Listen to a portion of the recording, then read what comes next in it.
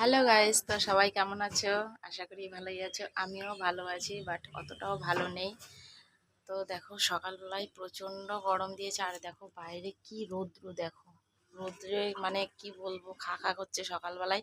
তো চলে আসলাম কাজটা সেরে খাবার খেতে। আর এখন আমি কি খাবার খেতে বসেছি, এই দেখো, রুটি আর আলু ভাজা, আর তার সাথে আছে এই দেখো পায়েস। তো সবার খাওয়া হয়ে গেছে।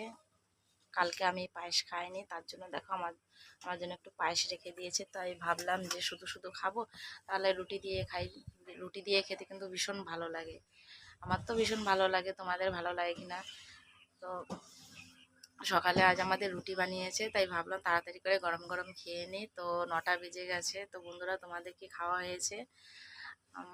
আর আমি তো খেতে বসে গেছি। আর একটা কথা, গরম গরম রুটি কিন্তু ভীষণ ভালো লাগে, ঠান্ডা গেলে একদম ভালো লাগে না। তো চলো আমি এখন রুটি খেয়ে নেই। আর এই দেখো সব নিয়ে বসেছি। এই দেখো রুটি, পায়েস। তো এখন আমি খাবো, ঠিক আছে। আর একটা কথা, সবাই গরমে সবাই ভালো থেকো, সুস্থ থেকো। আর সকাল থেকে যা রোদ আর যা গরম কি বলবো, তা তো মানে আর বললামই না। সকাল থেকেই রোদে এত পরিমাণে খাকা করছে, ঠিক আছে। তো সবাই গরমে ভালো থেকো, ঠিক আছে। তো চলো এখন খেয়ে নিই। Tata, bye bye.